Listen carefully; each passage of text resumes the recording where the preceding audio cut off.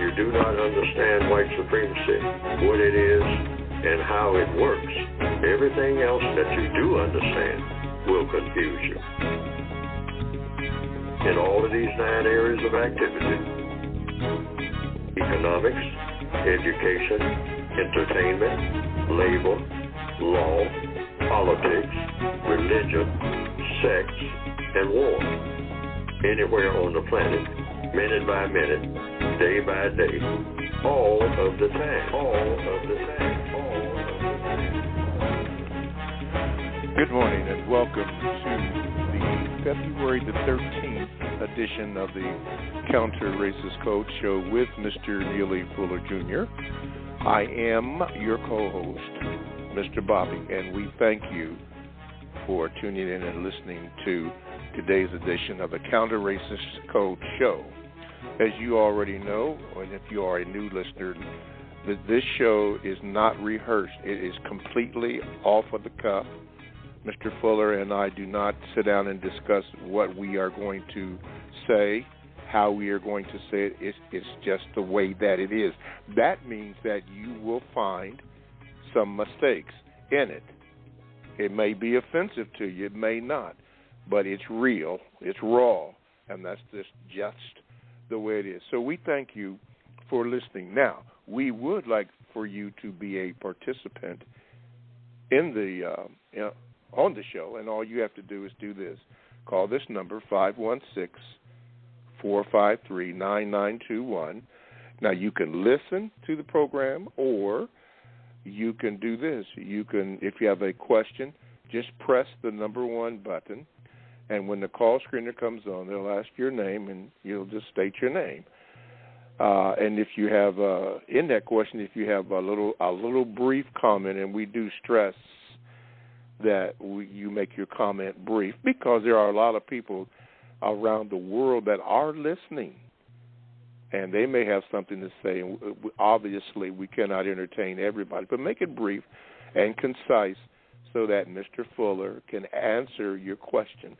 Keep in mind, you may have several questions in there, but the rule is you only ask one question, and do not go to a second question until after the first question is answered. And again, remember that we are on a limited time basis, so you may not be able to get your second question in.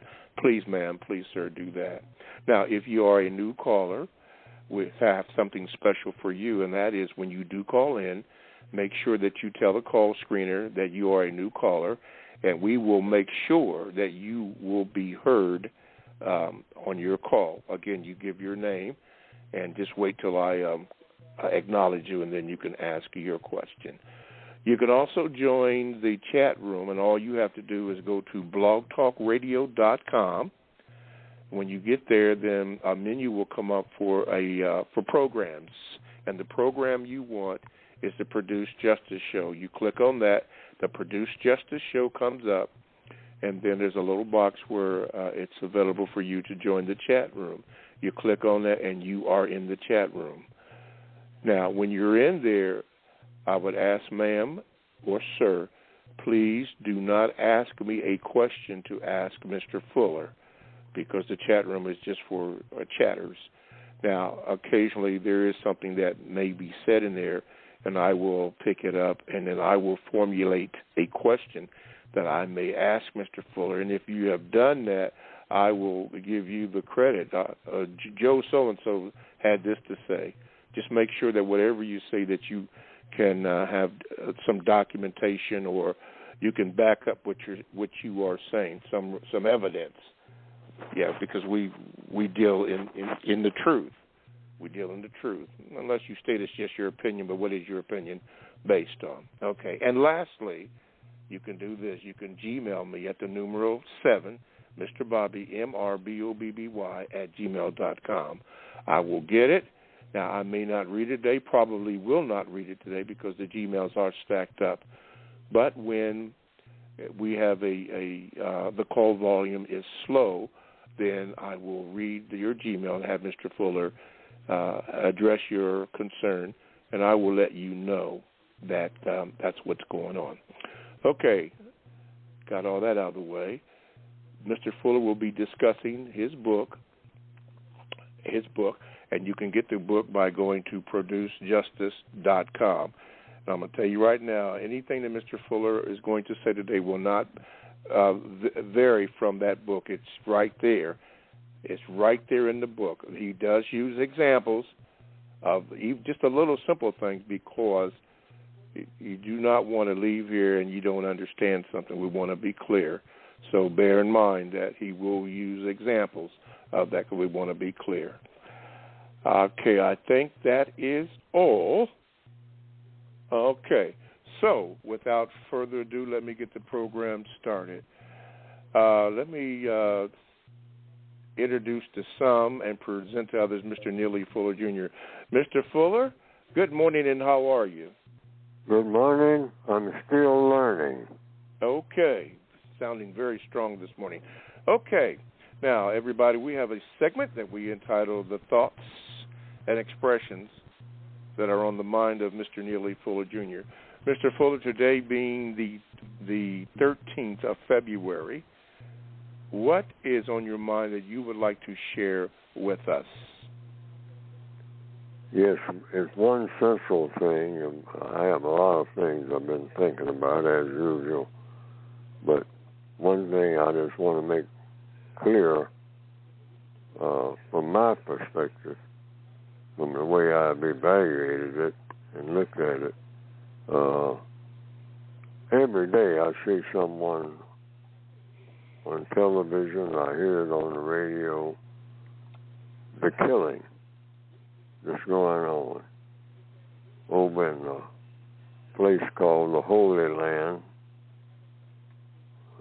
where everybody's supposed to be very, very, very considerate of what is holy, what is not, and to act accordingly. And I also hear that in every city, almost, shootings on a significant scale, over and over and over again, daily, everywhere, on streets mostly, and businesses, and in churches, in church ceremonies, religious institutions of all varied kinds. And so the main thing that I have to say in a codified manner at this particular time is to address the people who are doing it. And I just simply say, and I've written it down here, when you commit murder, by the definition of what you call murder, killing somebody unjustly and deliberately, I think that's the overall accepted definition. Killing someone deliberately with the deliberate intention of killing them for a non-just reason, that is, I think, the universally accepted definition for murder. You didn't have a correct reason for doing it, but you did it not in self-defense or anything like that, or in desperation from something that was causing a desperation that should not have been some type of, or some type of accident of some type, which is what that would come under, an accident. That's not murder.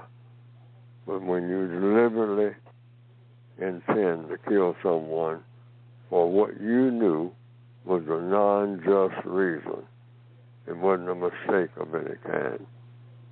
When you commit murder, you commit not just an act against the person. You are committing, according to the code, the greatest insult to your Creator. Because the Creator created that person. So the insult or the damage is not done just to that person. The greatest damage is done because you are deliberately insulting your Creator, because you can't create anything. Think about it. All of the people, whether it's someone overseas in the Ukraine or wherever, you commit murder. You're going into hospitals and murdering children and whatnot, and all this in the Holy Land. Think about it. You're committing murder. That's what it is. You're talking about casualty rates and all like that. Call it what it is. It's murder. A child not able to move. I mean, a crippled child already probably in a hospital. And you kill it because you got a beef with somebody. That's murder. And you are insulting whatever created that child. You are insulting whatever Creator created that child. So, there's an old saying, the evils that you do by 2 and 2, you will pay for 1 by 1. That's what's on my mind. Okay. What's on your mind? The evil that you do, you will pay for it 1 by 1? The evils that you do by 2 and 2, you will pay for. That's the law of compensation. That's not my saying. Mm-hmm. It's an old saying. I don't know the origin. Okay. The evils that you do by 2 and 2, you will pay for 1 by 1. You think you're getting away with something. Okay, just keep on. Mm-hmm. Whether you're the head of Russia or the Ukraine or somebody in the Holy Land, remember, individually,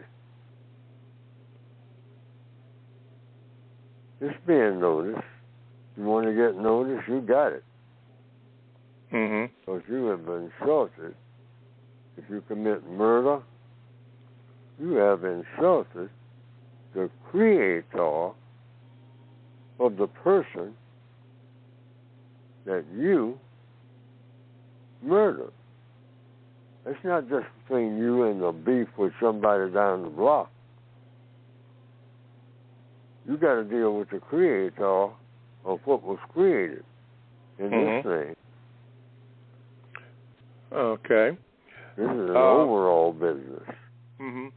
Now, is there a specific reason why that was on your mind that you wanted to bring forth to the people who are listening?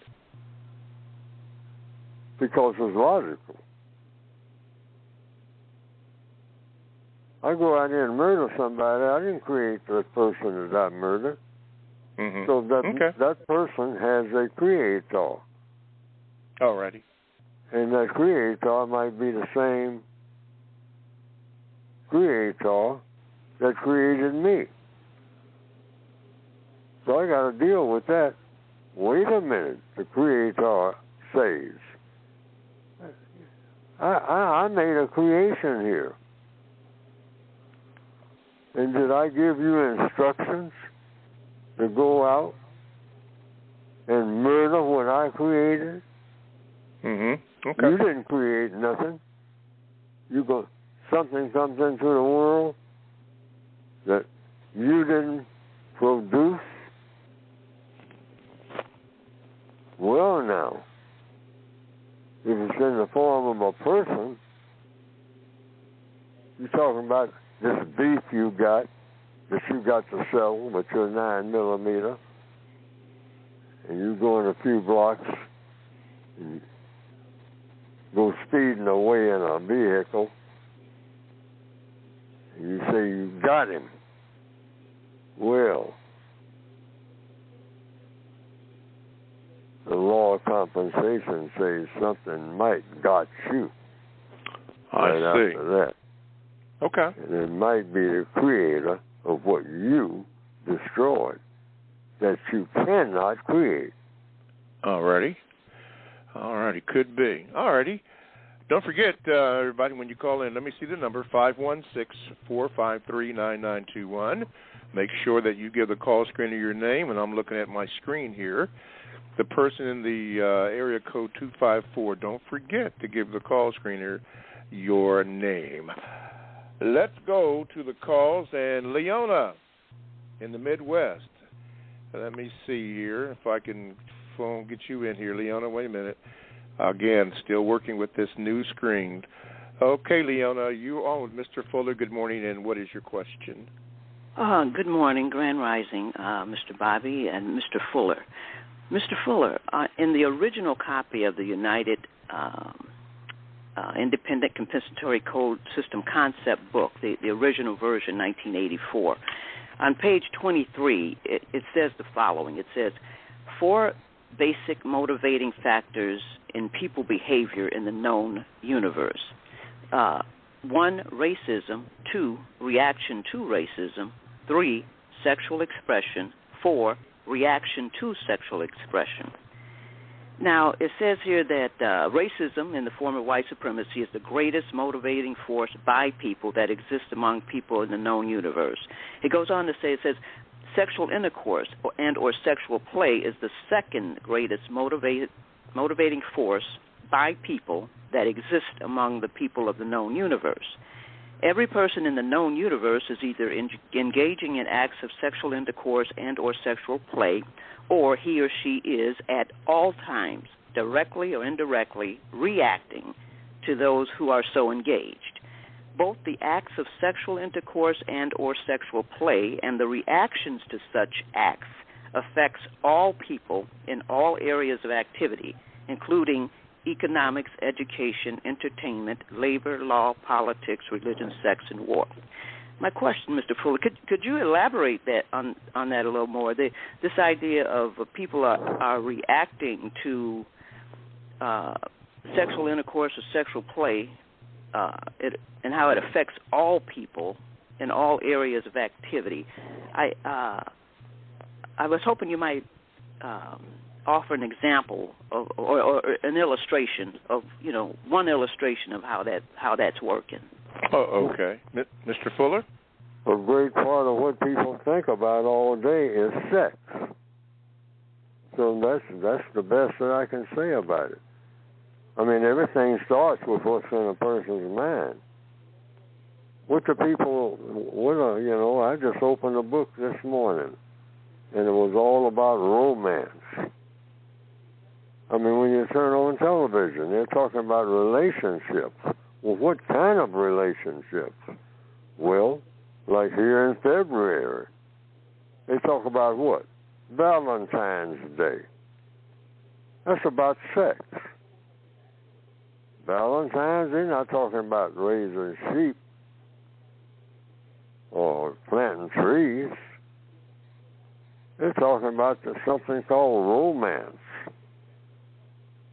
and getting to the heart. Heart's everywhere. You say, what do you mean getting to the heart? Well, how do you feel about people? How do you feel about what people? Well, somebody you want to be intimate with. Oh, you're talking about something directly or indirectly about sex? Yes. They're talking about now, when I turn on television, I see what? People are talking about pornography being taught to people in school now.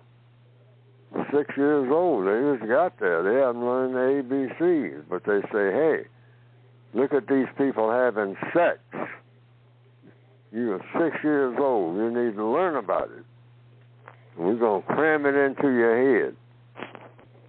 And then we got some teachers here that's going to show you all the details, and it's really going to get good.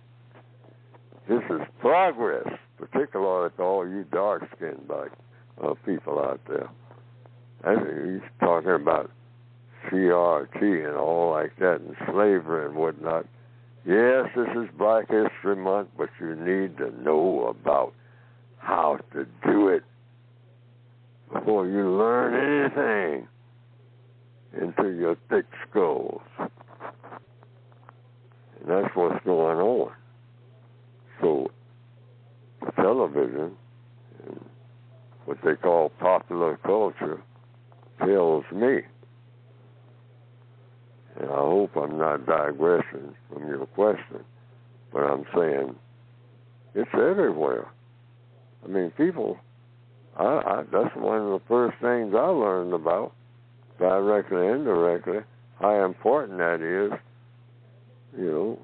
6 black females sitting in a booth like you see all the time nowadays, all of them talking about what? Girlfriends or boyfriends. And you say, well, what do you mean by that? Your boyfriend, your girlfriend? Well, we're talking about basically sex. Okay? That's what we're sitting in this booth Saturday night. 6 of us, all alone. So we met here to talk about what? Our girlfriends, our boyfriends, our some type of friends. What do you mean by that? In one word. Well, sex. How about that? So that's what it's all about. You ask the question, I mean, why do I say that that's the motivating force? People, they say a soldier just went over the hill back when I was in the military. I always thought first, he went over the hill, he's AWOL, he's absent without leave. That's what they call it, AWOL. Absent without leave. Mm-hmm. You're supposed to be here on the base, but you have gone through the gate and disappeared, and that happened a lot. And they say, well, what is his motivation for leaving? I mean, he's that mad of what we're doing to him here, and that's enough. Say, no, the main reason is, according to what he did last time, he got a Dear John letter. Well, what's a Dear John letter? A letter from his girlfriend saying, Dear John, I've met somebody else. And he's going to run off now and jeopardize going to the jail by not being where he's supposed to be. Mm-hmm. To do what? Chase down his girlfriend, because that's where we found him last time. That's where the military police caught him. Mm-hmm. He went straight to his girlfriend's house. Mm-hmm. Straightened that mess out as a result of that Dear John letter. Okay. We found the letter, so we suspect, by asking around in his hometown, that's where the MPs got him. Okay. Through the local sheriff's office. Mm. I think I may have answered the question. Okay. People think about sex. In fact, the caller, this call was about sex. All right, so the caller thinking about it, about one way or the other. I think she had to be thinking about it in order to make this call about that. That's right. That is correct. Wow. Is that correct? Okay. Yes, sir. Yes, sir. Yeah. That is correct. It's suddenly on people's minds until they, and then I said about the reaction to it. Now, Neely Fuller's reacting to it. Okay? Because I react to other people's sexual engagement at my age. I mean, when I was real young, I was saying, them old folks, they always peeping out of the curtain, checking to see what somebody else is doing, because they ain't doing it no more. Okay. That's what I said when I was young. I said, that old lady across the street always checking on me when I come over here to see my girlfriend. Peeping behind the curtain. Yeah. So Mr. Fuller, with the example of the soldier, AWOL soldier, he was reacting to that was a reaction to sexual expression, whatever, and his reaction impacted the other soldiers on the field, directly or indirectly. Must be thousands of soldiers. I mean, who said, because they've told me that when I was in the military. I got a letter from my girlfriend, and they practically breaking down and crying and whatnot, and she done run off with somebody, and her mother said she don't even know where she is, and nobody saw this coming, and I got to get permission to go on leave, and if they ain't gonna give me permission, I'm going anyway. Yeah. Okay. I heard that a lot when I was in. Yeah, not good. Okay, well, anyway, Leona, thank you very much. And let me transition to this. Matter of fact, we're going to go right into the break. Thank you, Leona. You're listening to the Counter Racist Code Show with Mr. Neely Fuller Jr., and we definitely would like for you to question or call in, and that is at 516-453-9921 to ask your question and have Mr. Fuller address whatever the issue that you have. You can do that. You can also join the chat room. All you have to do is go to blogtalkradio.com, click on where it says programs. You click that bad boy on, and then a list of shows comes up, and you want to produce just a show. You click on that. Then the window for the chat room becomes available for you to enter into that. And then you can do your thing. Gmail. You could Gmail me if you would like for me to read that. Bear in mind that it probably will not be read today, but all you have to do is go to my Gmail address, which is the numeral 7, Mr. Bobby, MRBOBBY, at gmail.com. I will get it. I will let you know that I got it, and at a certain time your Gmail will be read, which I will inform you of that. And then you can listen to your Gmail and have Mr. Fuller's response. First-time callers, by the way, when you do call in, make sure that you tell the call screener that this is your first-time caller, and you will be heard. Okay, let's go back to the phone lines, and we're going to go to Cool Breeze. Everybody knows him as Talif from Youngstown, Ohio. Yo, get ready, Cool Breeze. Let's see if I can get you on here. Let me see here. Yes. Go ahead, Talif. You're on with Mr. Fuller. Good morning, and what is your question? Top of the morning, Mr. Bobby. Yes, Mr. sir. Fuller. Hope your health is, everybody's health is well today. Mr. Fuller, I do have a question for you, but I want to ask you something. Maybe sometime today. You mentioned the word Constitution last week, and I didn't ask you, and nobody asked you, because you always tell us to ask questions. Well, what is your definition of the word Constitution? And I want to get off the phone and listen, but I want you to answer that first, but I want you to also address what you tell, because a lot of people call me and say, well, what does Mr. Fuller mean about how he talks about the American flag? Now, I understand, because I don't really watch sports anymore, that there were two national anthems that were sung, a so-called black national anthem and a regular national anthem at the Super Bowl. And I know you made a statement at one time that how you relate to that flag. So I'm going to get off the phone with Mr. Fuller. People have asked me, I know a guy that's at work that listens to you. He started listening to you from me. He said, well, what did Mr. Fuller mean about Constitution? I said, well, I will ask him for you, and maybe he can address his statement he always makes about the flag, when just like he talks about what white supremacy is. And thank you for accepting my call. And Mr. Fuller, Mr. Bobby, and everybody else listen. Have a great day, and hopefully your health will be good. All right, Talik. All right, Mr. Fuller, first of all, the Constitution, and then we'll go to the flag question after you answer the question on your thoughts on the Constitution. The Constitution, to my understanding, means the basis for your thought, speech, and action. Meaning whatever is your thought.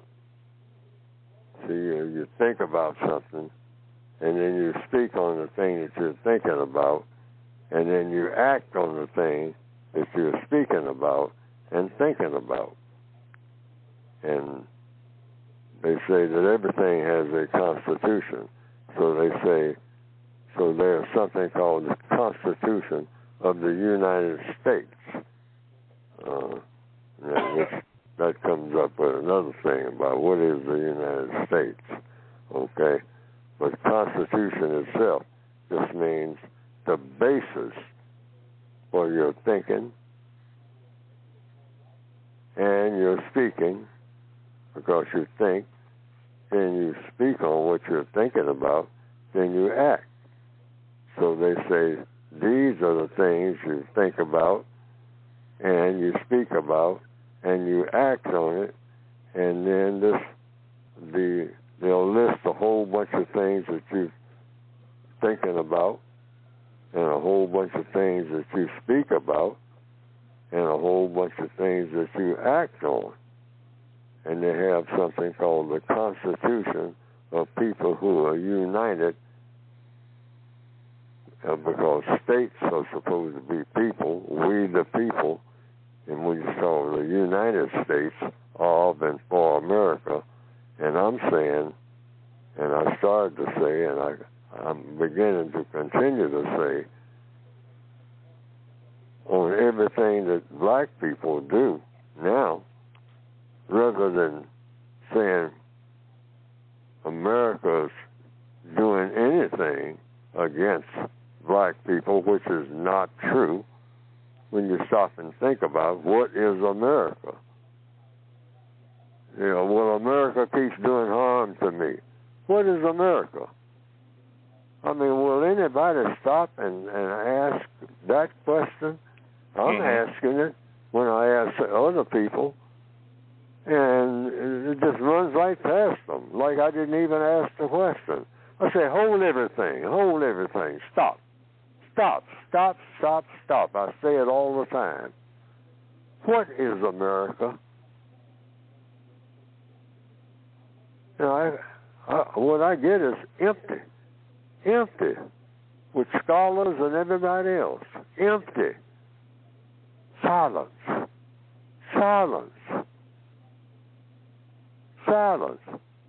Yet, 2 minutes later, America's doing this, America's doing that. My goodness, are we thinking at all? Are we thinking? What is America? I have the definition that I think not only makes sense, but is actually the definition. The only definition it could be that fits in with anything. And that is, and I'll say it right now over and over again, which I have been doing, America is a concept. A concept of what? justice, and justice doesn't exist. So America doesn't exist. That's coming from Neely Fuller. And I go into any court, any time of day or night, half sleep or whatever, and testify to that and ask somebody to prove that I just said something that's not true. That's the truth. America is an idea that has never existed. And I can't get people to even examine that. Yet people talk all the time. America did this to me. America did that. America. I ain't pledging no allegiance to America. America is a concept. And what is a concept for? That's a question to you. Of justice. When you say the word America, you're talking about justice. Well, justice, well, you can't get no justice and whatnot. I say, well, can we? What is justice? Yes, that's right. What is justice? Guaranteeing that no person is mistreated and guaranteeing that the person that needs help the most gets the most constructive help. So everybody should want to be an American. Everybody should be practicing Americanism. But nobody has done it because nobody has produced justice. Okay. So America doesn't exist because justice doesn't exist anywhere that anybody says it does on this planet. So how can you accuse Americans of doing anything when Americans will have to be people who practice justice, and nobody practices justice? So what are you talking about? Okay. But now if you say white supremacists, now we're talking. Yes. All right. Now, yeah, the white supremacists did this. Now you're talking. Now you're using words that fit. But stop going around talking about America did anything, good or bad. Good or bad. Okay. Ever. To the second part of his question, and I've heard you address this many, many, many times, but the flag and what your definition is, and so that this person who he was speaking with could understand about the flag. A flag, I've been told, is a symbol. So there's no such thing as an American flag. So if somebody says, take a pledge to it to keep down arguments, because that's what the code is supposed to be, an argument eliminator. So people I don't even have to stop and think, because it's codified. What do you say when you're anywhere on the planet and someone tells you, all right, I got this rifle pointed at you, and I want you to pledge allegiance to this flag? And I say, no problem. That's to anybody who says to me that. If I'm traveling somewhere and somebody orders me off of the plane or off of the bus or whatever I'm traveling in, say, I want everybody in this line to pledge allegiance to this flag. And they show me a rock. And for people, looking puzzled, they say, well, where is the flag you want us to pay attention to? So you see that green rock over there? That's our flag.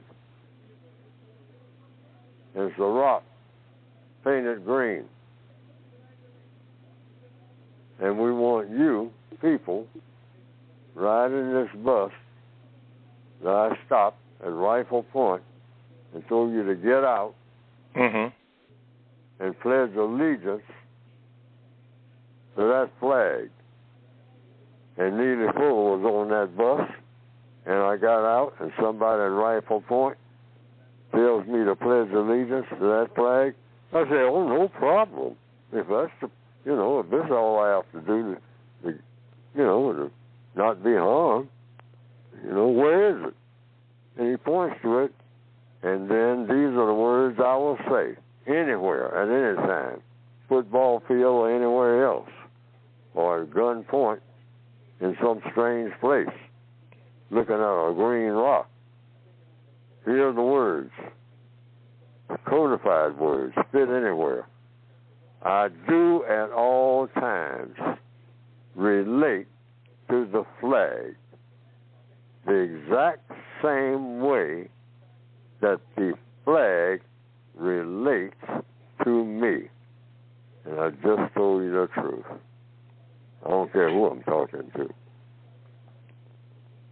That's the universal pledge. Could you repeat that one more time for those that may not have heard that? The universal pledge? Yes. Anytime you are asked to pledge allegiance to a flag, if you're going to go according to the code, because I made this one up, I don't think it'll ever be topped. These are the words. Just pledge allegiance to the flag. I mean, if they tell you to face it, put your hand over your heart or on top of your head or wherever. I pledge allegiance to this flag. Here it goes. I do at all times relate to this flag the exact same way that this flag relates to me. And I told the truth. Now, anytime if they ask you that what pledge do you... to any flag, you have told the truth. That's the first thing. That's the first thing you can say, and you say, I told the truth. Okay, you told the truth. I do at all times relate to. Say what now? Now, when they ask you, when you tell them that, when they ask you, because you said ask questions, they're going to ask you, what do you mean, Mr. Fuller? And what would you say? I would say I mean what I said. I relate to that flag the exact way that the flag relates to me. Now, if they want to pursue it further, I can't take it no further than that. I mean, like if they ask me for the follow-up question, all right, cutie, you being smart, how does the flag relate to you? I'll say, I don't know. They asked me a question, and I gave them a truthful answer. But then I'll ask for permission. Will you, if you don't mind, I'd like to make a suggestion, sir or ma'am. You can always ask the flag. Okay. Okay. Well, I know I relate to the flag the exact same way that the flag relates to me. What flag for? Any flag. That's a good question. Even when I'm asleep, I am relating to that flag the exact way that the same way that the flag is related to me, and I'm asleep. Yeah. So they would have to ask the flag. But if you want any further details, talk to the flag. I ain't got nothing else. I ain't got nothing else to say. I've given all I got. Okay. All righty. Well, that was for Talik and the friend that he said that would be listening, was listening. Okay. Let's go back to the phone lines. And Corey, get ready in Milwaukee. Corey, let me see here. Put this over here. And Corey, there we go. Wait a minute. There we go, Corey. Good morning. Good morning, Mr. Bobby. Good morning, Mr. Fuller. Can you hear me okay? Yes, Corey. Okay, Mr. Fuller, you spoke about America not existing because justice not exist, and justice being making sure guaranteeing no one is mistreated and guaranteeing the person who needs the most help gets the most constructive help. Mr. Fuller, justice sounds, in my opinion, and I believe you share this, justice is love. Therefore, love does not exist. Love is a concept, something that we're trying to produce, just as we're trying to produce love. Mr. Fuller, is this a codified response to this concept and pursuit of love and Valentine's Day and all these things? Is this correct thinking? Yes. The answer is yes. Love is justice. If you don't have justice, you can't have no love. But they talk about it Valentine's Day or month, whatnot. They talk about love. That's romance. They even have a baby doing what? Firing an arrow. A baby with wings. A white one. Shooting an arrow through somebody's heart. And this is the symbol, the universal symbol of Valentine's Day. A white baby with a bow and arrow. Not a flower or nothing like that. Not a rose. A white baby with wings. And the only other thing he's got is some type of little wrapping around his private parts. But in his hands, it's got a bow and an arrow. That's for killing things. And firing at something that's supposed to be in the shape of a heart,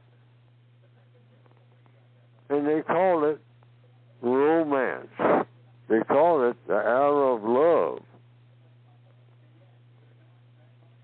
I mean, a bow and an arrow? You would think it would be a daisy or a tulip or something. Well, that comes later. Yeah. After you kill the person, then you got flowers at the funeral. Is that what you're saying? See, we need to pay attention to what we're looking at.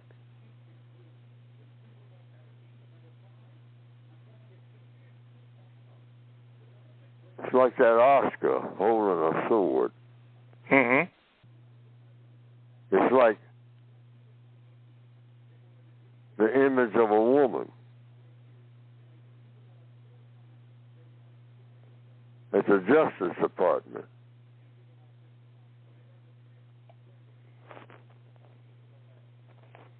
What's that got to do with anything? The statue of justice, the image of what appears to be a white woman. Is America a corporation? I think somebody can probably flash it up on their TV screen from somewhere on the internet. I think the woman holds a scale, but there is no justice. And you don't use a person as an image of justice. I think that it was named after a person named Justinian.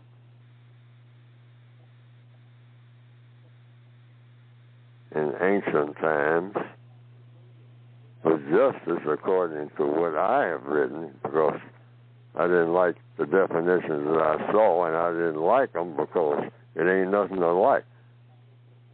It didn't make sense.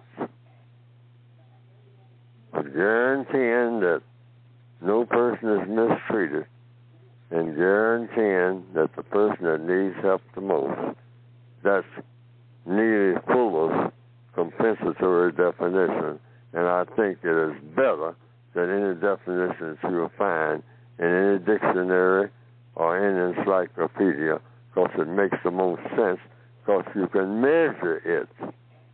You know when you got it, you know when you haven't. All the definitions I looked up, I couldn't make sense out of none of them.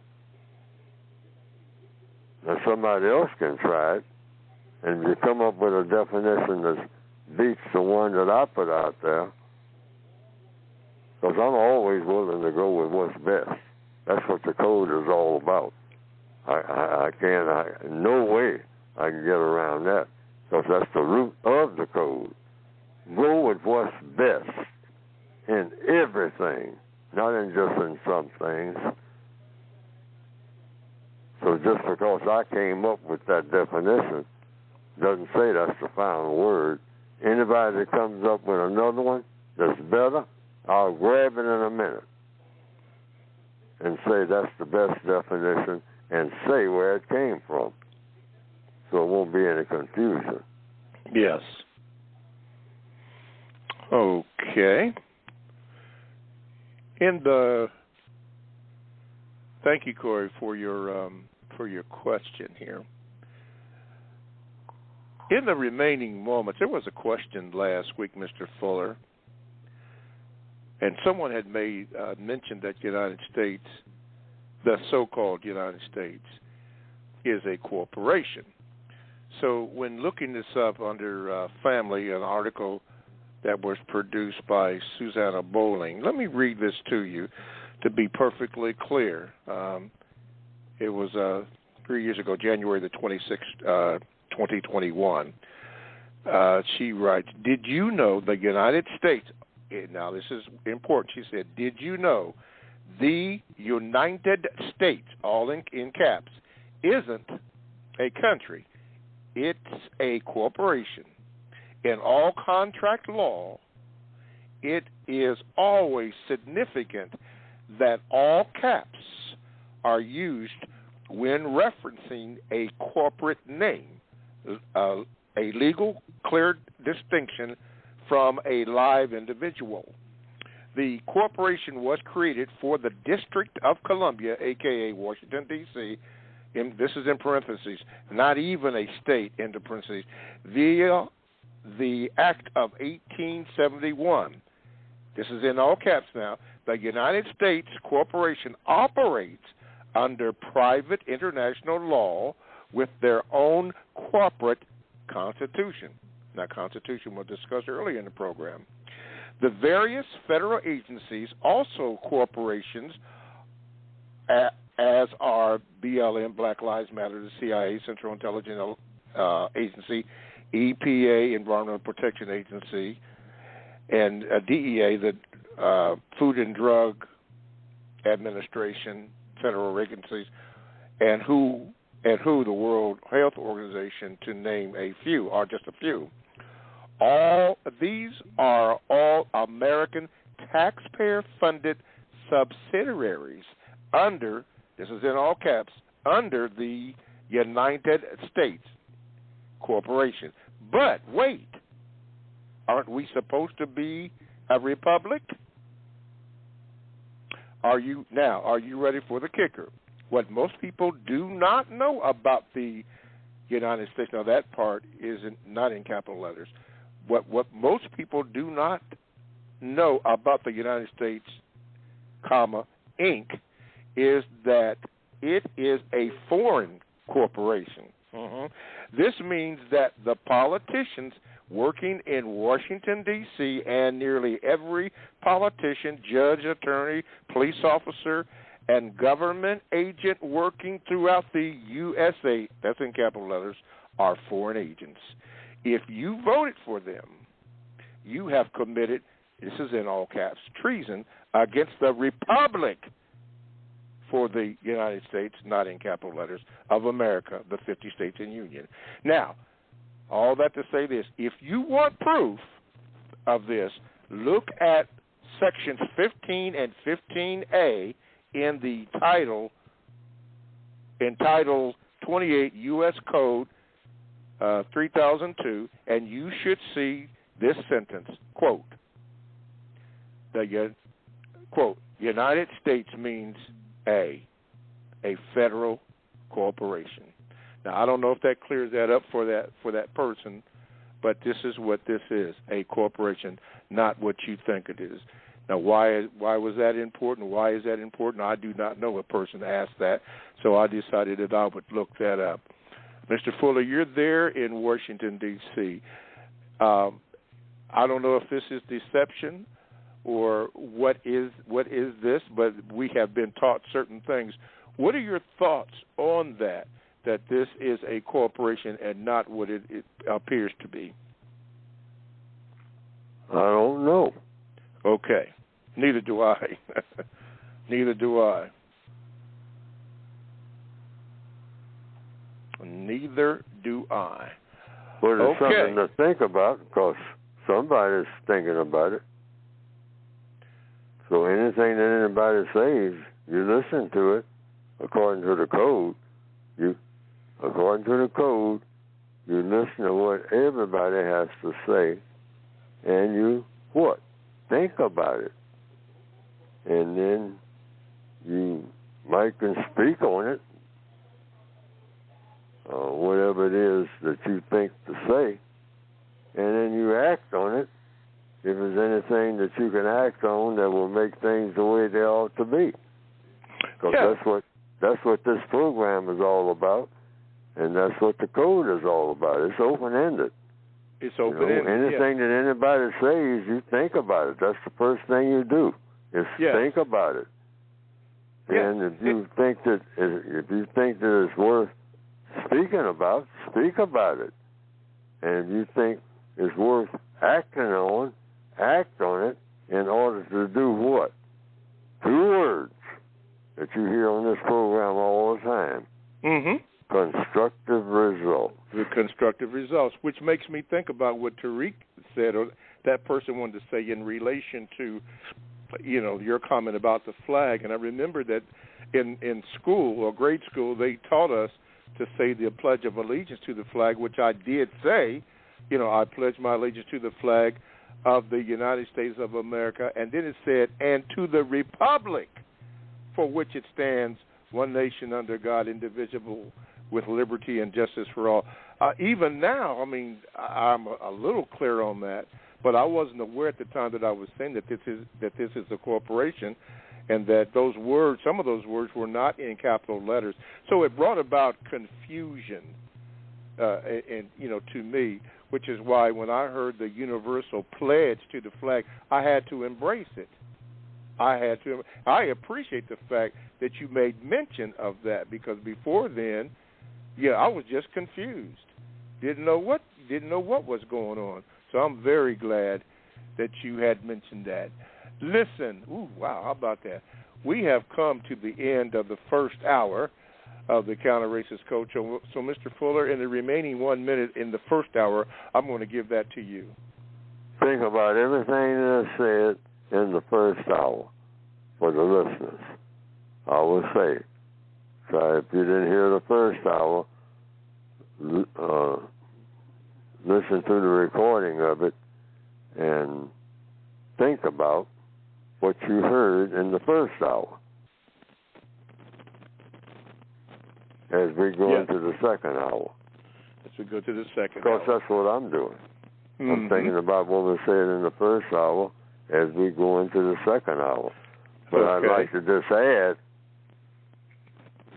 if Neely Fuller's asked a question about, well, you're talking about the United States and you're talking about the federal government, and I say there's only one government that I'm aware of, and that's the system of white supremacy.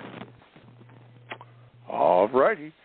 We'll leave that there and get ready for the second hour. So for those who have to go into we thank you for listening to the first hour, but we have a second hour of the Counter-Racist Code Show. Don't forget to order your books if you haven't already, and you can get the books by going to producejustice.com. That is producejustice.com. So if you have to go, we'll hopefully see you next week. And if you're going to stay, stick and stay, don't go away. The second hour will commence in 5 seconds.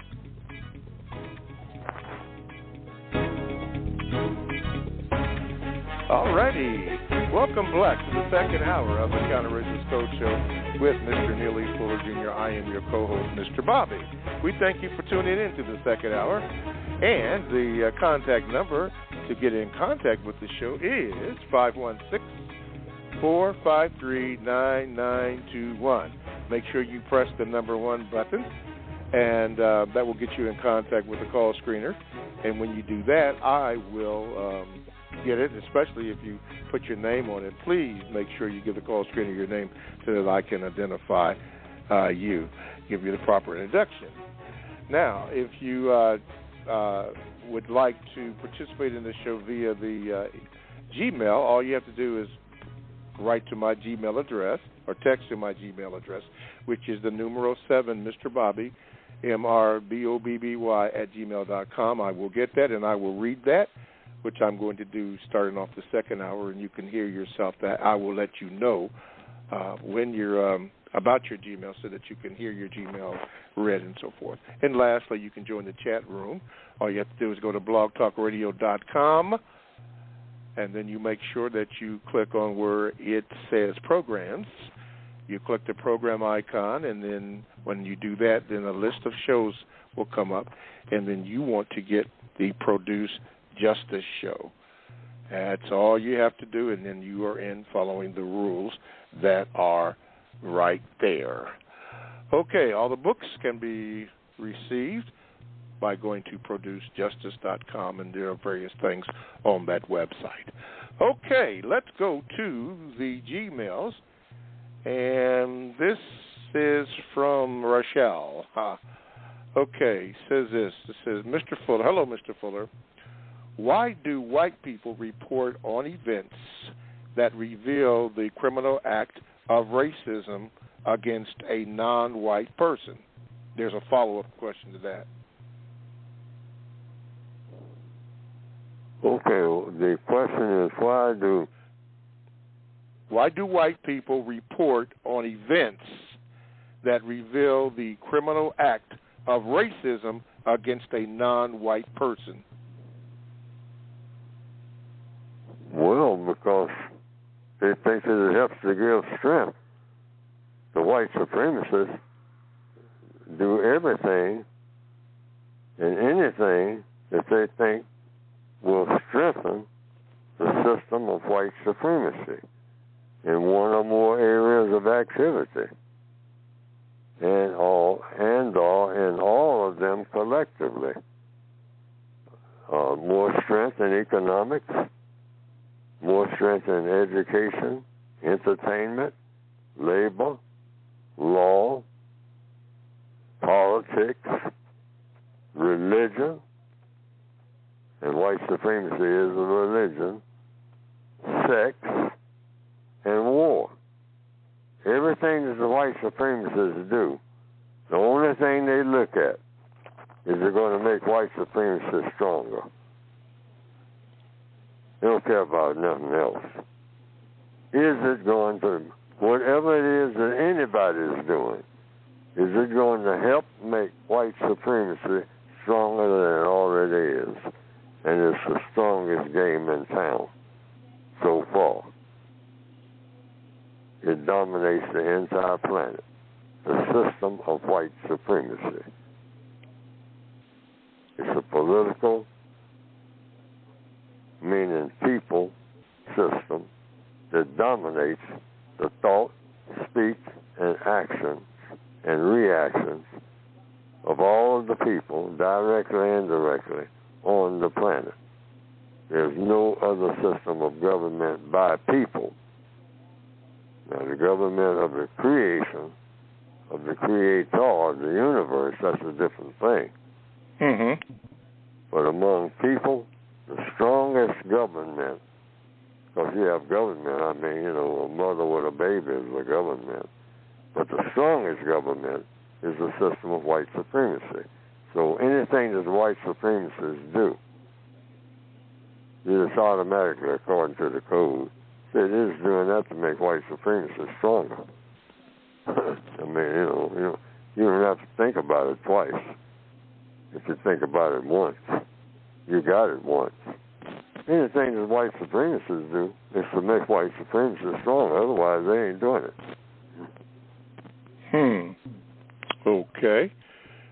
The second part, or the second question, continuing on the first one, mentions that, is this a way to confuse us about their willingness to end this system? Yes. The white supremacists know that in order to dominate people forever, you got to keep them confused.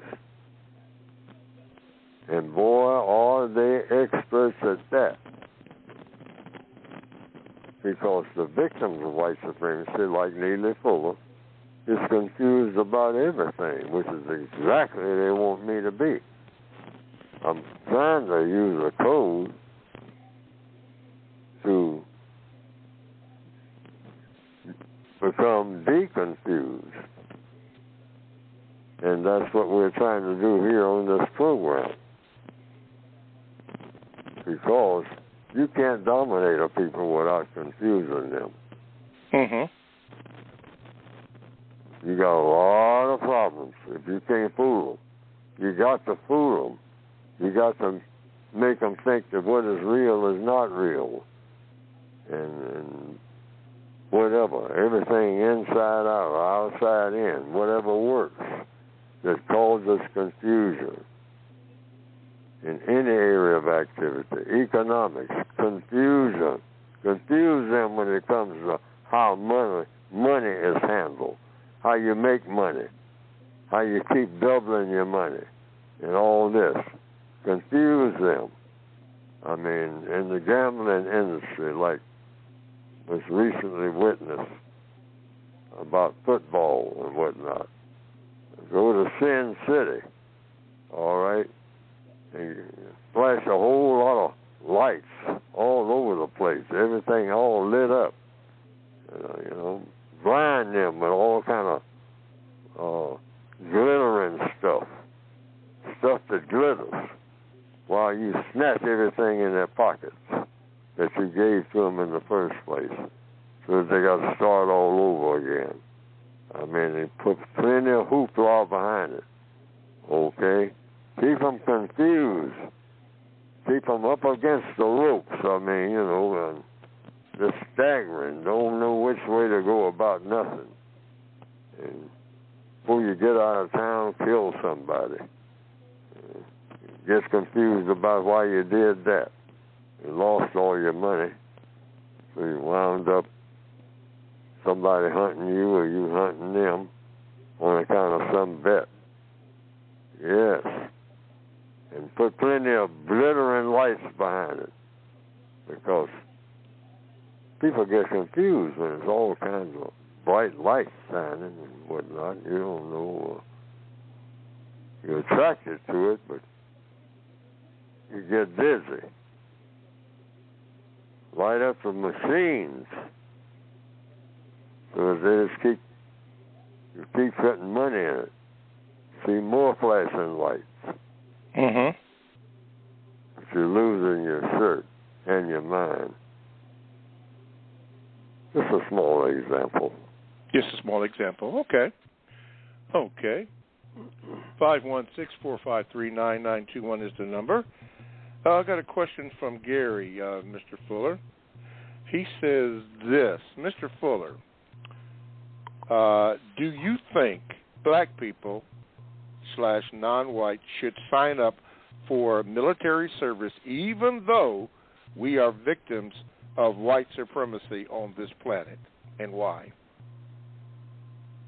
Well, I signed up and went to the Air Force on my own. I was drafted into the Army, but desperation. So the answer is no, broadly speaking. But if you're desperate, you might say, well, I can see how everything is set up like it is. Well, you either go to the military or the way we have everything set up, if you're not in the military, you got another option, particularly for you black males. You can do a little of this and a little of that and not much of anything except go to the military service, or you can go to jail, because that's what we got everything set up for. Black male, everything is set up to lead one way or another to a jail cell. Mm-hmm. We have that set up for you, whether you finish school or not. But particularly if you're a school dropout, we know where you're going to drop into next. You drop out of the 9th grade, we know where you're going next. You think you've got a plan. You ain't got no plan. We got a plan. And we got a plan for you. Yeah. We know just how many of you are going to drop out. And we make space for you before you get there. Mm-hmm. That's Absolutely. the system of white supremacy. So in answer to the question, you do the best you can,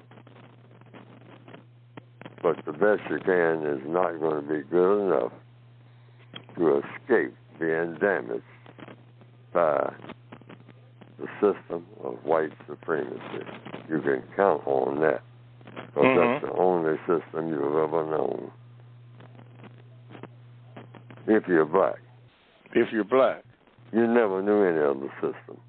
You've never been in any other government except the system of white supremacy. And I'll testify to that under oath in anybody's court and be able to show evidence. And to your point, Mr. Fuller, before we take the call, why is that it's so important to show the evidence of what you're speaking about? Because in order, hey, without evidence, you can't reveal truth. How are you going to reveal truth? That's the question. How do you reveal truth without evidence? I mean, there's a biblical saying, the evidence of things unseen. Okay. Yeah, talking about faith. Yes. Yes, faith is the substance of things hoped and for. And you can just say that. I say that on the witness stand. Since they say you take an oath to a Bible, I mean, with one hand on the Bible, and then they say within the same breath, separation of what? Church and state. Church and state, yeah. That's an old cliche saying. Okay. But then they'll have a Bible right there in court. And you don't go as no witness or nothing else until you put your hand on it. Okay. But that's a Bible. That's a religious object. They don't say put your hand on the Constitution of the United States. Okay. So, and then in the Constitution, they say religious freedom. Well, now, how many religions are there in the known universe? Are there on Earth? They say some say that they're talking about all the tribal religions. They're talking about thousands of religions. Okay? So you're going to have all of their textbooks? You won't have room for none of the witnesses or nobody else. You have books stacked up all over the streets outside. Sounds like confusion to me. Yeah, and you'll have to run up and down the streets putting your hand on both of them before you can test, on all of them, thousands of them, before you can testify. Okay. Got a hand up here. Let's take a call here. Let's go to Nicolette. in Maryland. Let's see, Nicolette, let me see if I can get you on here. There you go. Nicolette. Hey, good morning, Mr. Fuller. Good morning, Mr. Bobby. So I'm glad I'm always on code because I'm headed to legislation now to talk about what y'all talking about today of the evidence of misassessment of the police in our neighborhoods that give us these charges that once I just learned the Brandy law that once, even if they have evidence that it can free you, once you're convicted, you can't reverse that. So I'm going to speak about that tonight in legislation. So, Mr. Fuller, I know I haven't got back to you about the book being in Maryland yet, but hopefully I have that soon when I have time to go and check that out. And I just thank y'all for always keeping me on code. That's it. I didn't have a question or anything. I just thank y'all today. All righty. Thank you there, Nicolette. Well, hope that produces constructive results. Speaking about constructive results, and you spoke just a little bit about that, this morning in the first hour, but what are your thoughts on the shooting down in Texas? I think it was Joel Osteen's church. There was a shooting going in, I think, during one of his services. I think it was the Spanish service where allegedly a woman came in a trench coat and a backpack and opened up, it had a rifle, I don't know what kind it was, but opened up and started firing away.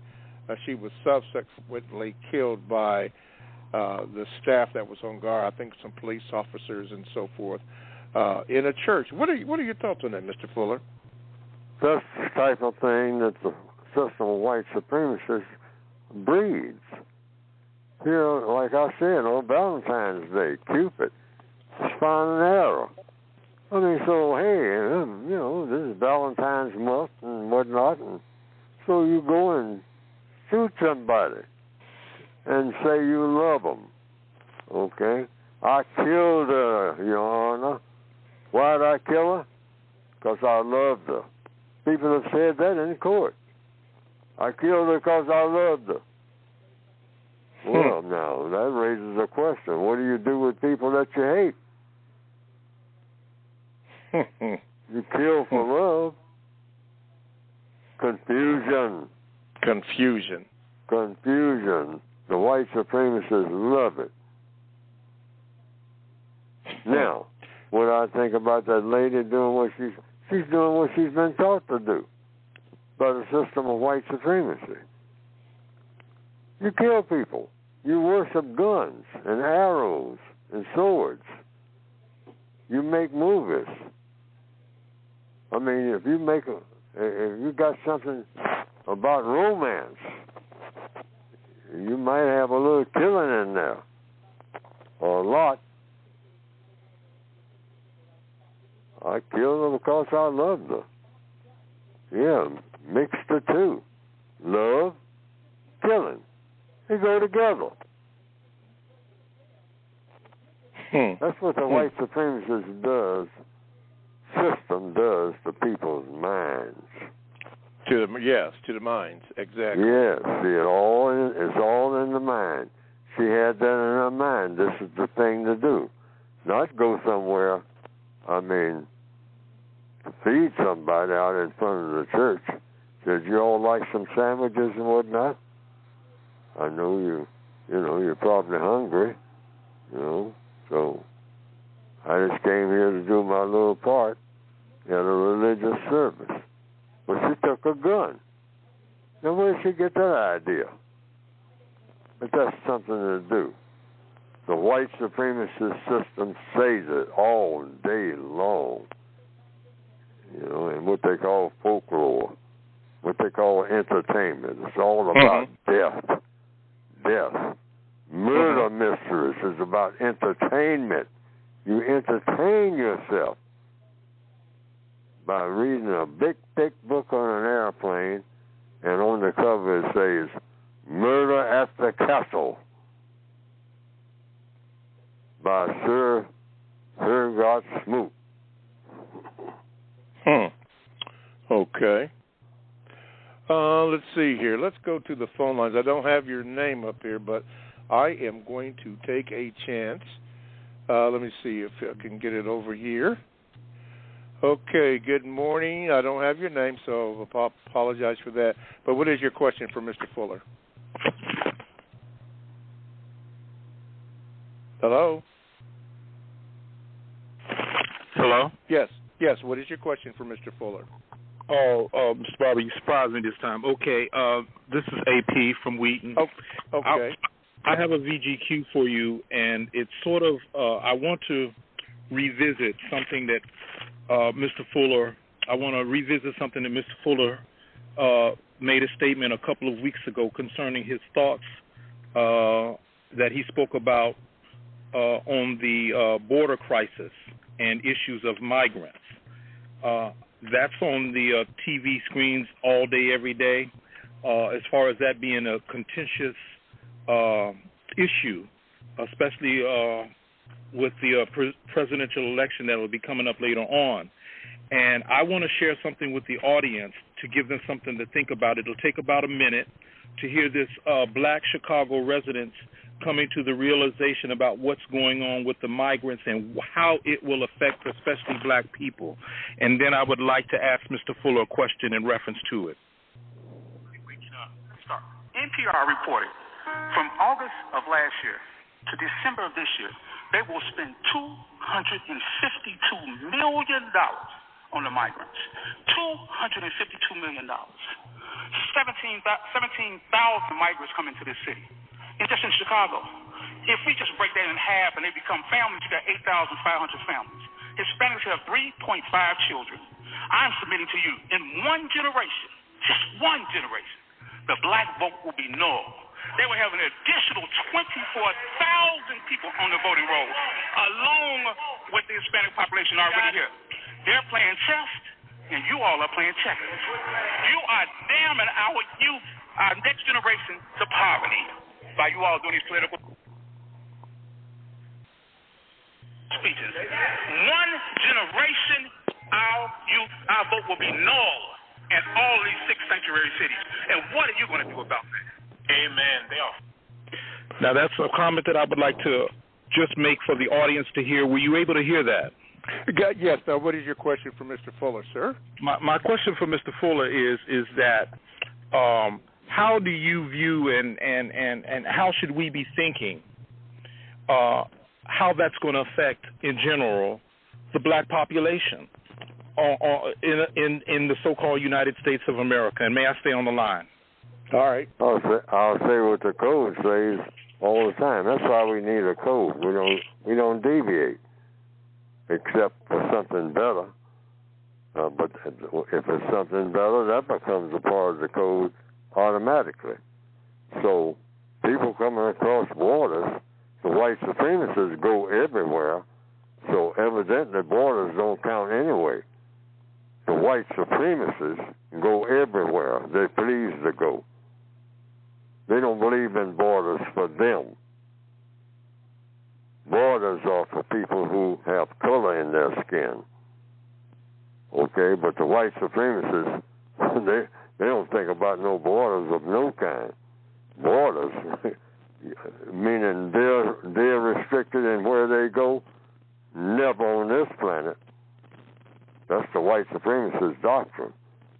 So when people come across so-called borders, I look at the white supremacists and say, well, they wouldn't be coming across borders if you didn't approve of it. So what's your next move? And what the code says is what it always says. That's why we need one. And what I say is, according to the code, replace the system of white supremacy with justice, which means guaranteeing that no person is mistreated. I don't care what kind of person they are. That's what the aim is. See, we don't lose focus. Well, I don't care what's happening or how it's happening. You got to guarantee that no person is mistreated. I don't care what borders cross and all like that. Guarantee that no person is mistreated. People who are coming across the border, people who are not coming across the border, the people who are already here, like myself, not thinking about none of that. I go straight to the code. Guarantee that nobody's mistreated, and guarantee that the person that needs help the most gets the most constructive help. That includes all of the people who are already here. Not the people who are coming here or planning to come here. That's all I got to say. To whom? The white supremacists. Why do I say it to them? Because you're running everything. Putting up a whole bunch of black people in front to be spokesperson and whatnot, that's just a part of the white supremacist game. Mm-hmm. We don't fall into that trap, and we don't blame the white supremacists for doing that. They're running a prison. The whole world is a prison, and I'm in it. So they might get me to be the spokesperson. So I'll just say what Neely Fuller will say. All right, now, as a prisoner spokesperson from the warden's office, because that's where I'm working now, like Anna Dufresne in the movie Shawshank. I'm working in the warden's office, but I'm a prisoner. So the warden said, go out here and read this to the rest of the prisoners. So, I'm in a prison. I understand that. All the other prisoners are supposed to understand that. So when I come out here and read something about you all was acting up last week, and so ain't nobody going to get no supper this week for the meal for the day. You get 2 meals a day, and ain't nobody going to get that second meal of the day on account of everybody's acting up last week. And I'm reading this from the warden's office. That's it. So the people come across the border. I mean, I see them on television. I mean, they're just walking across the border. So they are being let in. The white supremacists have set up machine guns any day. And you better believe it. You talking about border stopping. With all the good old boys out there, you recruit them right fast, everybody with a gun, and everybody's got them. See how many people come across the border. Don't have a fence. Have a person with a gun. Everywhere you have a fence or don't have one, there's 10 people with a gun. And see how long people are coming across that border. No problem. The white supremacists know how to do that, and got plenty of people willing to do it.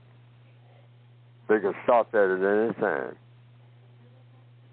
So they're talking about some invasion. No. Any drunk person should be able to see through that by now. They're sending for them. But at the same time, in answer to the question, okay, I'm already here, Full. This is Fuller talking from the code. I'm already here. They say, yeah, but I got to look out. Wait a minute, ain't no yeah, but. If I'm talking to the white supremacists, which is what I'm doing right now, what about me? And what about them? Mm-hmm. So are those people strengthened, Mr. Fuller, to strengthen the system of white supremacy? The white supremacists don't do nothing without the intent of giving strength to the white supremacist system. But they do this by what we have mentioned already in this program, and we mentioned in all the programs, in a manner that causes what? Confusion. Mm-hmm. But see, if you're codified, you try to stay in the deconfused mode. So I'm not confused. I said, wait a minute, they're letting them in. They ain't sneaking.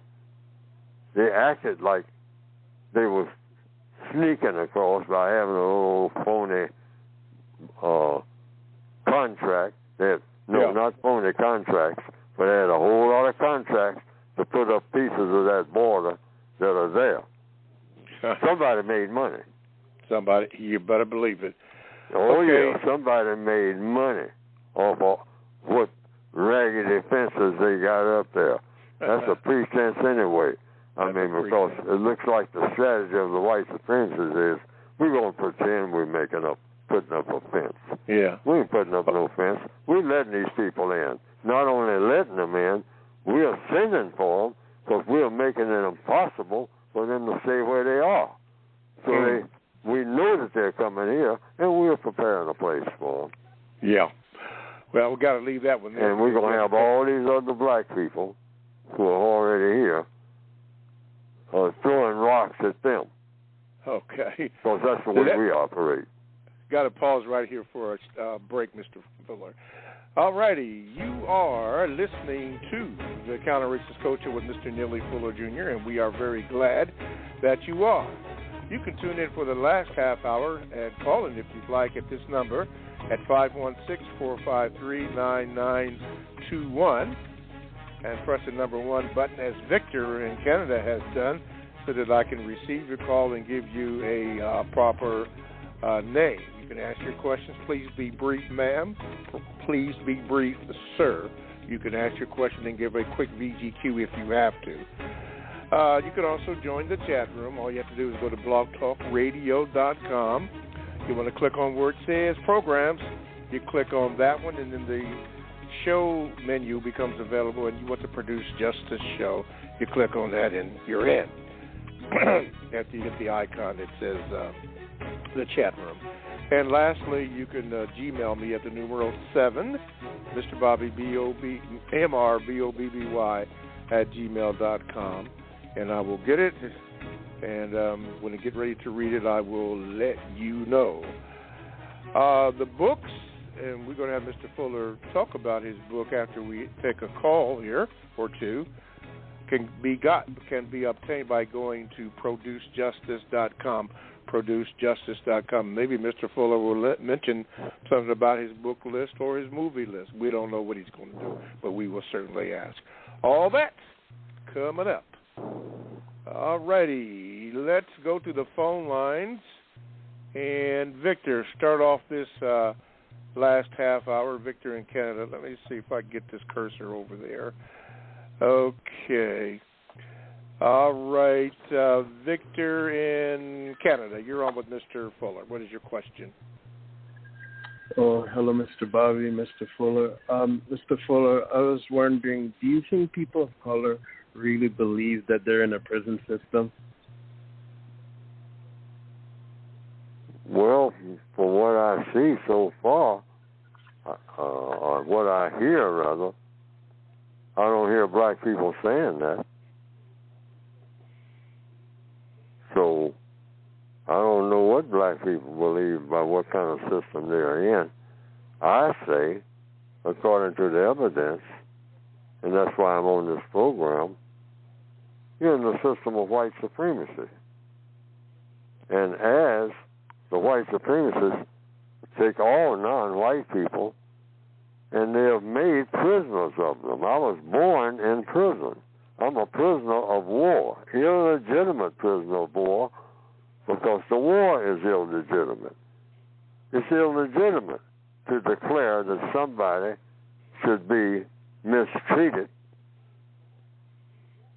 and not given the help that they need because of their skin color. That's mistreatment. I was told that I was born to be mistreated because I have color in my skin. That is absolutely insane and unjust and unacceptable to anyone who calls themselves civilized. And the white supremacists are uncivilized people. And they say that I am uncivilized. Anytime you run a non-civil system called the system of white supremacy, and then say this is the civilization, No. And an uncivilized system produces what? Uncivilized people. Because the system itself is not civil. Civil meaning practicing justice. And justice is not being practiced anywhere. There's no record of it ever being practiced anywhere. Yes, sir. Okay. All righty. Thank you, Victor from Canada. Let's go down to Montgomery, Alabama. Teddy's on the line. Wait a minute, Teddy. Let me see if I can get you in. Thank you, Victor. All right, Teddy, you're on with Mr. Fuller. What is your question? Teddy? Teddy, you're on. At least that's your name up here. Are you there? Okay, I can't get you on here. I don't know what's going on here. Hello? But, Hello? Yeah. Hello? Man, you just barely made it. I'm going to cut you off, man.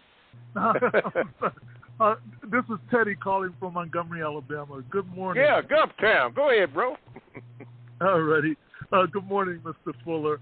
I ran across a cartoon series sponsored by the Hip Hop Cartoon Network of sorts that has your a series of your commentary on them, but it's in a cartoon format. Would you be familiar with that, and what are your thoughts on such a topic or commentary that's being done in that form?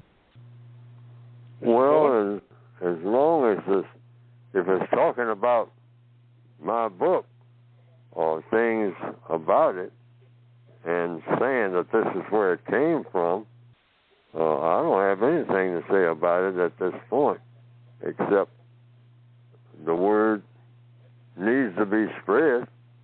That's why, I'm writing a book, and I'm selling it to people. So I'm trying to spread that word. And at this point, the only thing that I ask is that they show the source so that it won't be what? It's not to build Neely Fuller up or help to sell this book. It's to solve a problem and to not have confusion, because confusion is a huge part of the problem. So anything that I'm not what you call tech savvy, and so some people on some occasions have shown me some of the cartoons, and they do carry the message, I say, of what's in the book. As long as they're faithful to what's in the book or what's coming out of these programs, like right now, mine, here on the internet, that's what it's all about. I'm trying to get the viewpoints from the way I see it out, and I think that the way I see it is correct worldwide. I don't think I said anything that's not correct or made any kind of suggestion that shouldn't be made. And if anybody runs across anything like that, I want them to really snatch me by the ear and then put it in my ear.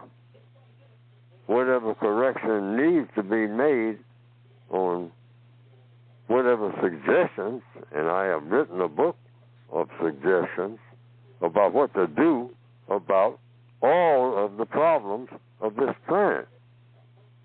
The major one being, you got to get rid of racism, or you're not going to get rid of nothing that needs to be gotten rid of that has to do with people. That's the premise of everything that I'm saying. And anybody who can help along those lines reveal truth in such manner is to best help produce justice and correctness planet-wise. Because if it doesn't spread to the whole planet, it's not going to work. It's not going to work, yes. Mm-hmm. the poison will still be there. You have to uproot the source of the poison. Mm-hmm. And like Martin Luther King has said, over and over again, or it is repeated, any threat to justice anywhere is a threat to justice everywhere. Everywhere. Or something like that. Okay. And he is absolutely correct. That's another word I want people to watch now that I'm thinking about it. Got to watch people, including Neely Fuller, who use that word absolutely. Mm-hmm. I hear that word everywhere now. I've gotten to the place where I'm having to stop because I was guilty of it. Absolutely. Absolutely. Absolutely. You hear it. I mean, I heard a lady on television the other night, and her whole delivery, she was a teacher at a college, was the word absolutely. She'd say 2 words, 3 words, then say absolutely. And if somebody else said anything, she'd say absolutely. That would be the first word she'd say, and then she'd say after whatever is said, absolutely. Like you're force feeding it. That's, we don't want to force it. They call it propaganda. Yeah. All right? Yes. We don't want to get into propaganda. Propaganda is just a sophisticated... Propaganda is what? A sophisticated way of saying something that is not true. That's not true. Okay. All right, Teddy, did you have anything else you want to add to it? No, thank you for taking my call. Have a great day, y'all. All right. Thank you, Teddy. Teddy down in Montgomery, Alabama. Yeah. No, Teddy. Okay, Mr. Fuller. It's time to elaborate on that wonderful book that you have. So the floor is now yours to speak about your book. Now, I hope the books are full of wonder. And then I hope that, because one of the titles of the book is thought. So thought is wonder, all right? You wonder what the answer to this question is, okay? So that's what you do. That's what the book hopefully is designed to do. Now, the basic design, I say, is sound.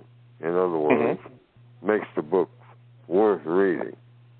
But the way that I went about doing it could have been a whole lot better. I advertised my own books with the I might say, warning that the way I describe my own volume, and it's all the same theme, I'd like to have all of it, everything, in one volume, one book, rather. But it turned out to be basically 2 volumes of the basic 2016 edition of the textbook workbook for victims of white supremacy. Both of them have the same title. But the second volume has the same title, but it's a word guide showing some guidance in how to use words, like the flag pledge, for instance. That's in there, and all that. The compensatory flag pledge, universal flag pledge, one that will work anywhere. Okay? Suggestions like this. It's a book of suggestions about what, broadly speaking? How to get rid of the system of white supremacy and replace it with justice, and to make the world as a whole a better place, thinking ahead in what we call universal man and universal woman. Because we don't have that now. People that can function anywhere in the known universe and produce constructive results. That's what the books, the volumes, are ultimately designed to do. And you can get them by going to producejustice.com. Now, I advertise these books, I started to say a while ago, that they're a part of the worst written of the best, or rather, let me express it the correct way. The best of, one of the best of, the worst written books on counter-racism and producing justice that you'll probably ever read. Mm-hmm. I did a terrible job in trying to update the books. Why? Because I was in a hurry. And I didn't have time to make corrections and whatnot. There's something I want to repeat over and over again. I can't repeat it enough until I can get it corrected. In the table of contents, 2016 edition of the basic counter-racist code book, there is a advertisement, you might say, in the table of contents. In the table of contents that talks about something dealing with environment, that said that on a certain page you can find that content. And it's not in there. It hasn't been corrected. At some way, sometime, that's got to be corrected. Got to be corrected, so that people all over the world who have all the book already. If something is in the table of contents, okay, in any book, it should be in the book. But this is in the table of contents that deals with racism and environment, I think. Okay. Yeah, because it's been reported to me. That was left out of the book, the 2016 edition. Now, that's sloppy. And a book with that kind of price on it, that is unforgivable. But it's, it was somehow got overlooked. Got overlooked. Well, that happened. I was trying to keep up with everything, what everybody was doing, and that it's not in there. Okay. But I just want to explain that periodically, if not every time. I want to make that clear. So the books are not well written by my own standards. I know a well-written book. People write them all the time. Most books are well written, but mine are not. I mean, the last 2 volumes that I put out, don't compare with the first one. Okay, well, not everybody shares that, Mr. Fuller. Right. I guess that well, not makes everybody says that, but I'm saying the books are still worthy of having, because there are some books that say a whole lot without saying much of anything. Without saying much of anything. Particularly when it says, things about what to do about the problem. Exactly. So these books do say things. There's a lot in here that you can get by going to Produce Justice that say a whole lot. You can just look in the back of the 2016 edition, and it's just some quotes that have things that you can think about and speak about and do. Alrighty. To help solve problems, which is what I really want to center on. Does it help solve a problem? ProduceJustice.com. Yes. Alrighty. Let's go to the phone lines, and let's go to Dallas, DFW area. Yeah, that's my airport. Ray, got you, man. Talk to us. Yes, good morning, Mr. Bobby. If you can leave me on the line, sir, I have 2 questions. Good morning, Mr. Fuller. According to the code, an individual should never ask for love, an apology, or respect. If justice does not exist, why are non-white people begging the white supremacists for justice? Say that again. The question is? Yes. According to the code, you should not ask for love, an apology, or respect. Why should non-white people ask for justice from the white supremacists if it does not exist? Because you can always, could, not only could, but you should. They're the prison masters. You always ask if you are an illegitimate prisoner. That's the only thing you can do. You ask to be let out of this prison, to abolish the prison, really, because the prison is on account of you've been convicted of being committing a crime, and the crime is, they say, being born black, non-white. That's a crime, according to the white supremacists. And so we're born in a system, everybody who's on the planet now, where non-white people are a crime for being here on this planet. And the crime was being born non-white, according to the white supremacists. That's an illegitimate charge. That's number one. Because it doesn't make sense. It's not logical that you declare that people shouldn't have been born and they shouldn't be here because of the color of their skin. That's what you're saying. But since they are here, they need to be punished. Be punished. That's what the white supremacists are saying by being white supremacists. This is your punishment for committing a crime, and the crime is you were born with color in your skin. That's the crime. That's an illegitimate charge, and I'm an illegitimate prisoner.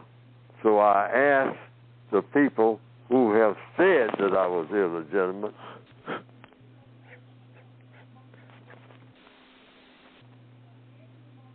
eradicate that charge and everything that came from it.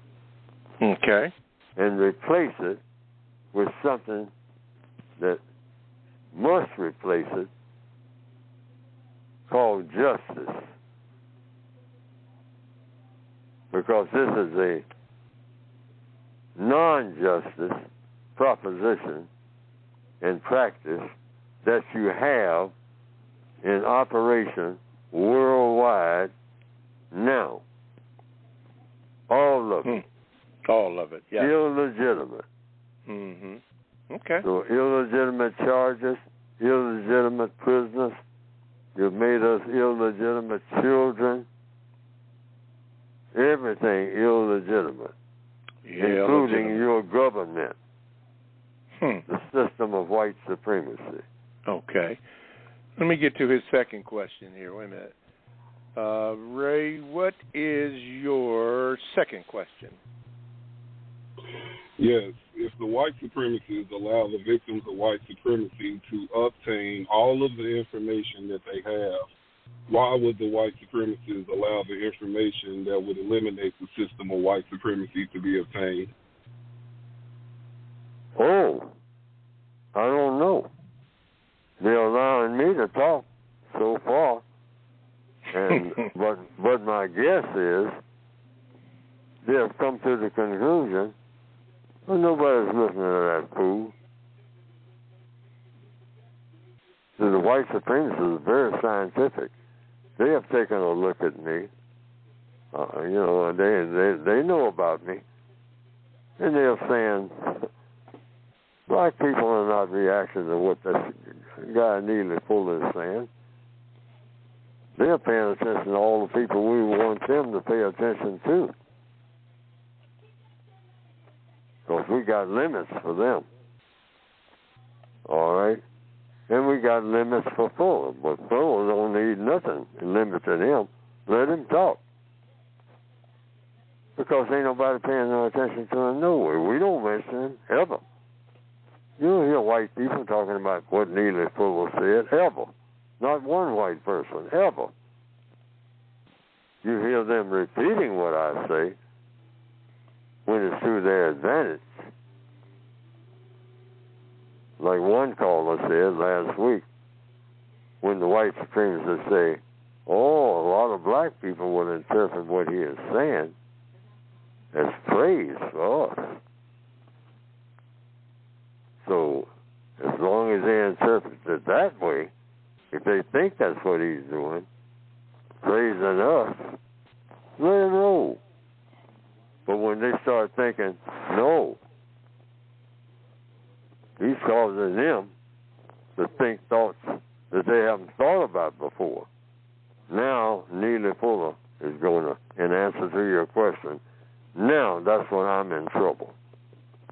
Mm-hmm. The white supremacists always make a gaze. They're very intelligent people. So they say, well, hey, him and his little old messy book, he couldn't even write a book straight. I mean, ain't nobody paying no attention to him. And I don't think they ever will. So, I don't think they ever will. Mm-hmm. So, we'll let them talk about and act on the people that we have already let them talk about and act on. We're still in business, so that's true. That, you know, none of them out there are effective at what they're doing. So, you know, so Neely Fuller's way down on the list. We'll get to him. Yeah, we'll get to him when he moves to a higher rung on the ladder. All righty. All right. Thank you, Ray, for your question. I think this might be the final question coming up, Mr. Fuller, but I was just looking in the chat room, and the question was asked. The person is not online now, but the question was asked, is being black an asset or liability? What is the code? How would the code address that to answer that? If being black is an asset or a liability, that's what I'm looking at on the screen. Yes. An asset to whom? Being black according to the code. According to the code, being black is an asset to whatever created us. That's the only thing I can come up with. Why were we created? I say we were created for the same reason all people were created. Now, this is just my guess. Why are we here? Lots of people ask that question, and so I've been asked that question. So I say, according to logic, we're here to solve problems. What problems? I ask myself.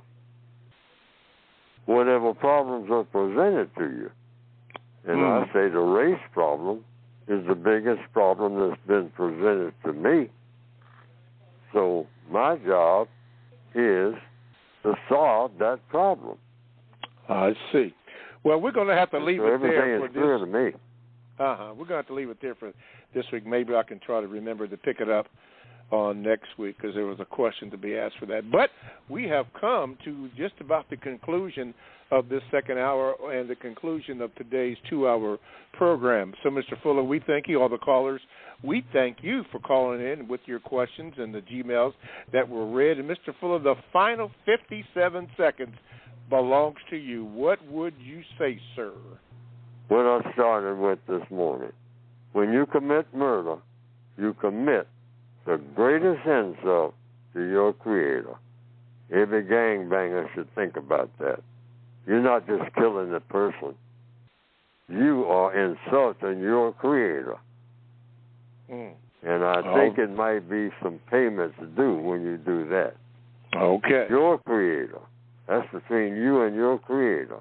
All right. Between you and your gang members. All righty. Well, we'll say with that, we'll say goodbye to that. All right. Listen, everybody, produce justice. ProduceJustice.com. That's where you get all the books and information. We thank you for listening. Forgive us for any mistakes, and we'll try to do better the next time we're on the air. Everybody have a good week. Thank you, Mr. Fuller. Thank everybody for listening.